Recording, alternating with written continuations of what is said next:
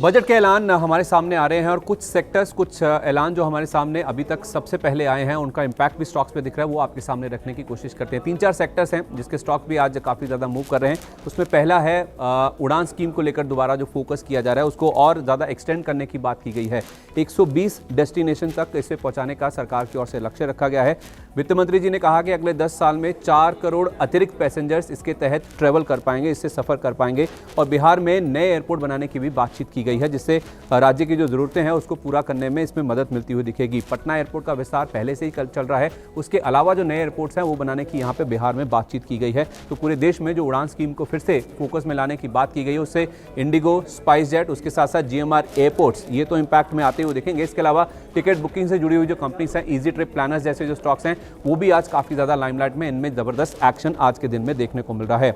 Renewable energy या green energy, यहाँ पे भी सरकार का फोकस रहने की उम्मीद थी और कुछ अनाउंसमेंट इसको लेकर भी बजट में आते हुए दिखे हैं। खास तौर पे फोकस रहने वाला है मैन्युफैक्चरिंग पर, सोलर PV सेल्स की, विंड टर्बाइन जनरेटर्स, इलेक्ट्रोलाइजर्स और ग्रिड स्केल बैटरीज, ताकि डोमेस्टिक मैन्युफैक्चरिंग कैपेसिटीज़ हैं उसको सपोर्ट किया जा सके और उसके साथ साथ जो इंपोर्ट्स पर निर्भरता है उसको कैसे नीचे लाया जाए। तो सुजलॉन हुआ, वारी एनर्जीज हुआ, एक्मे सोलर हुआ, ये तमाम स्टॉक्स हैं जो कि आज के सेशन में काफ़ी ज़्यादा एक्टिव हैं। इनफैक्ट बजट की घोषणा से पहले भी इनमें इसी उम्मीद में काफ़ी ज़्यादा एक्टिविटी दिख रही थी और बजट आने के बाद, घोषणा होने के बाद भी आप देखिए इनमें ज़बरदस्त एक्शन आज के सेशन में दिखता हुआ आ भी रहा है। इसके अलावा इंफ्रास्ट्रक्चर पर पिछले साल भी फोकस था बजट में, 11 लाख करोड़ रुपए से ज़्यादा का आवंटन हुआ था। इस बार भी बातचीत की गई है कि 1.5 लाख करोड़ रुपए एलोकेट किए गए हैं 50 साल का interest free loan infrastructure sector को प्रोवाइड करने के लिए। तो फंडिंग मुहैया कराने की कोशिश की जा रही है सस्ती दरों पर और पैसा लोगों के पास पहुंचता हुआ दिखे, क्योंकि इंफ्रास्ट्रक्चर में हम देखेंगे जो प्रोजेक्ट्स होते हैं वो कैपिटल इंटेंसिव होते हैं, बहुत ज़्यादा पूंजी की ज़रूरत होती है। तो उस पूंजी की ज़रूरत को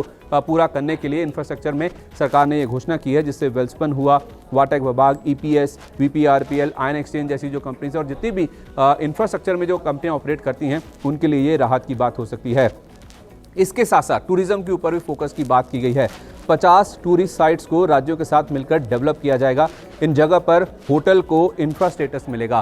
तो होटल स्टॉक्स तो फोकस में रहेंगे ही, चाहे आप लेमन ट्री की बात करें, इंडियन होटल्स की बात करें, जो भी नए विस्तार कर रहे हैं उन कंपनियों के। उसके साथ साथ अगर नए डेस्टिनेशंस खुलते हैं तो उससे भी जो एयरलाइन सेक्टर की कंपनियां हैं उनके ऊपर फोकस पॉजिटिव साइड पे आता हुआ दिखेगा। जो एयरपोर्ट ऑपरेट्स करने वाली जो कंपनीज है GMR जैसी, उनके लिए भी एक पॉजिटिव खबर के तौर पर आप देख सकते हैं।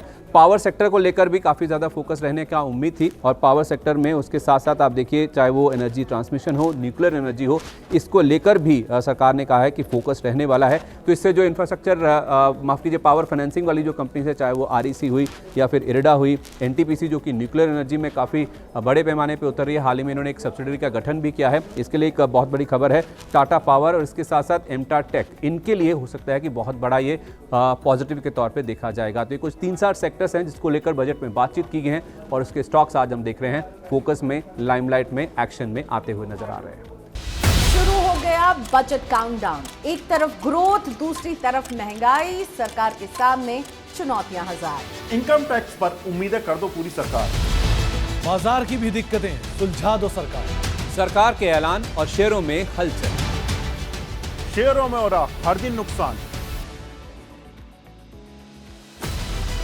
आपकी उम्मीदें और सरकार का एक्शन, अपना घर हो जाए, कुछ ऐसा कर दो जुगाड़। बजट का सबसे पहले मिलेगा एनालिसिस। मनी 9 पर होंगे बड़े एक्सपर्ट जो सबसे पहले आपके लिए करेंगे बजट को decode.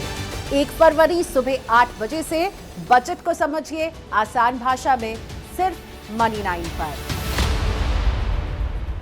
LIC of India presents Union Budget 2025, co-presented by Sensodyne, co-powered by SBI, the banker to every Indian, and LIC Housing Finance Limited. Associate sponsor ACC and Ambuja Cement.